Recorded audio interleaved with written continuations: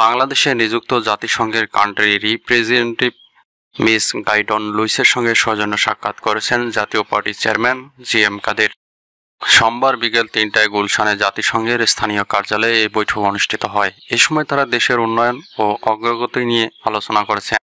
সৌজন্য সাক্ষাতে অংশ নেওয়ার জন্য জাতীয় পার্টির চেয়ারম্যানের প্রতি কৃতজ্ঞতা জানিয়েছেন জাতিসংঘের স্থানীয় প্রতিনিধি। আন্তরিকতাপূর্ণ সৌজন্য সাক্ষাতের জন্য জাতিসংঘের প্রতিনিধির প্রতি ধন্যবাদ জানান জাতীয় পার্টির চেয়ারম্যান।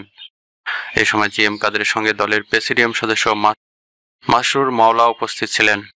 বঙ্গবন্ধু শেখ মুজিব মেডিকেল বিশ্ববিদ্যালয়ে চিকিৎসাধীন স্বেচ্ছাসেবক দলের কেন্দ্রীয় সভাপতি এস.এম. জিলানীকে দেখতে হাসপাতালে গিয়েছেন বিএনপির আন্তর্জাতিক বিষয়ক কমিটির সদস্য ইঞ্জিনিয়ার ইশরাক হোসেন। সোমবার বিকেলে তিনি চিকিৎসাধীন নেতৃবৃন্দের খোঁজ খবর নিতে হাসপাতালে যান।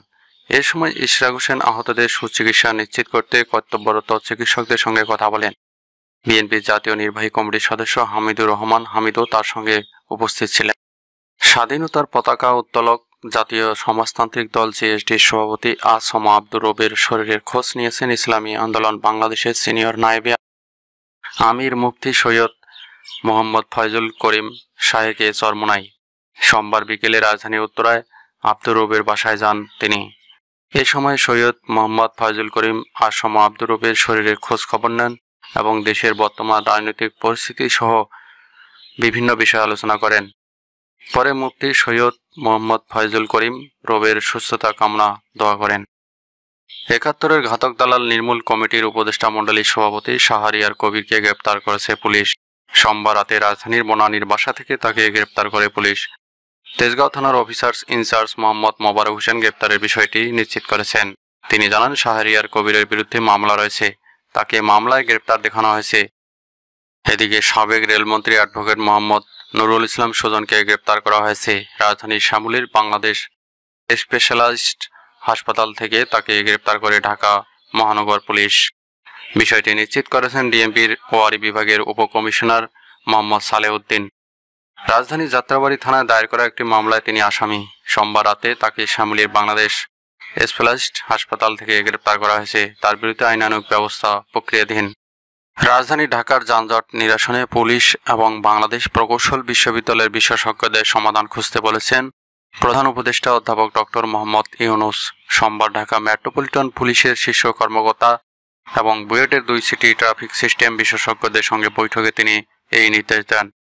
প্রধান উপদেষ্টা প্রেস উইং থেকে পাঠানো এক সংবাদ বিজ্ঞপ্তিতে এই তথ্য জানানো হয়। বর্তমান অন্তর্বর্তী সরকারের উপদেষ্টাদের সম্পদের বিবরণী দেওয়ার জন্য ফরম তৈরি করা হয়েছে জানিয়ে ধর্ম উপদেষ্টা ডক্টর আফম খালিদ হাসান বলেছেন, দায়িত্ব হস্তান্তরের পর আমাদের সম্পদ একটুও বাড়বে না বলে কথা দিচ্ছি। সোমবার বিকেলে জাতীয় প্রেস ক্লাবের জহুর হোসেন হলে আয়োজিত পবিত্র ঈদে মিলাদুন্নবী উপলক্ষে মহানবী সাল্লাল্লাহু আলাইহি ওয়াসাল্লাম এর সাম্য ও সম্প্রীতির আদর্শ শীর্ষক আলোচনা ও দোয়া মাহফিলে প্রধান অতিথির বক্তব্যে তিনি এসব কথা বলেন। ধর্ম উপদেষ্টা বলেন, অন্তর্বর্তী সরকারের উপদেষ্টা পরিষদ প্রয়োজনীয় কিছু সংস্কার করেই নির্বাচন দেবে। নির্বাচিত সরকারের কাছে দায়িত্ব হস্তান্তরের পর কোনো উপদেষ্টার সম্পদ একটুও বাড়বে না।